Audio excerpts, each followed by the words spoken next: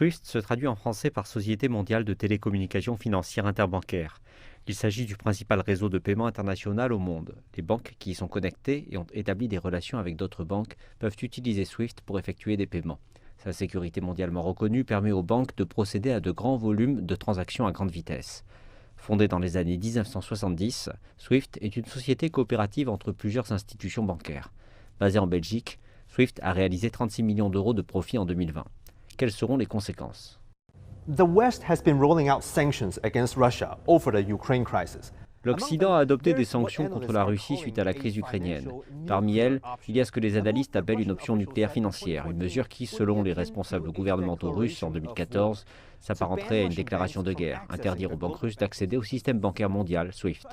Pour comprendre le pouvoir de SWIFT, nous devons d'abord comprendre ce dont il s'agit. SWIFT, acronyme de Society for Worldwide Interbank Financial Telecommunication, est le réseau de messagerie dominant qui connecte plus de 10 000 institutions financières dans le monde. Elle l'utilise pour envoyer et recevoir des messages sécurisés et des ordres de paiement. La majorité des transactions sont effectuées en dollars américains, la monnaie de réserve mondiale. Donc si vous avez ces importantes transactions, à l'heure actuelle, il n'y a pas d'autre alternative. Cela doit être réglé par de grandes institutions financières. Et toutes les institutions financières utilisent SWIFT. Donc il s'agit d'une pièce essentielle de l'infrastructure financière mondiale sur laquelle les entreprises, grandes et petites, reposent pour les échanges. Elles incluent certaines des plus grandes entreprises de Russie, dont des exportateurs majeurs d'énergie. Pour l'entreprise Gazprom ou d'autres sociétés devant obtenir de l'argent, elles doivent utiliser le système SWIFT.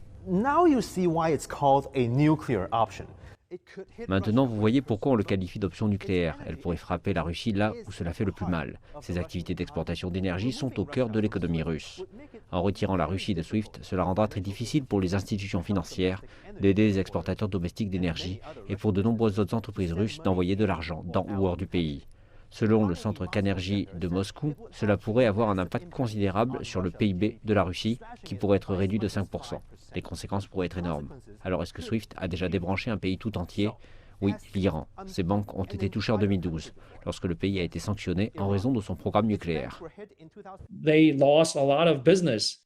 perdent beaucoup de leur activité commerciale.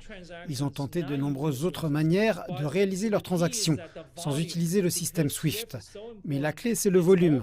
Je veux dire, SWIFT est si important qu'il est quasiment impossible pour un large exportateur de pétrole de contourner SWIFT et de réaliser la quantité de transactions qu'ils effectuent d'ordinaire.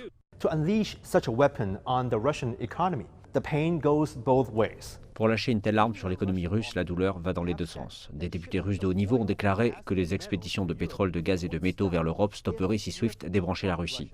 Cela ressemble autant à une menace qu'à une déclaration de fait. Les exportations d'énergie russes seront sensiblement arrêtées. Ce n'est pas comme si la Russie n'avait pas remarqué l'épée qui pend au-dessus de sa tête depuis déjà plusieurs années.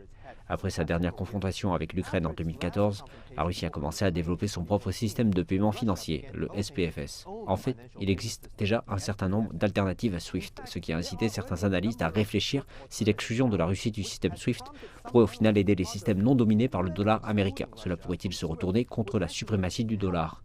Mais d'autres ne sont pas aussi dramatiques. Je ne pense pas que le volume de ce système soit comparable à celui obtenu avec SWIFT. En conclusion, aucun autre système existant ne peut se comparer à l'importance de SWIFT. Et si l'Occident exclut la Russie de son système clé, alors toutes les parties en souffriront.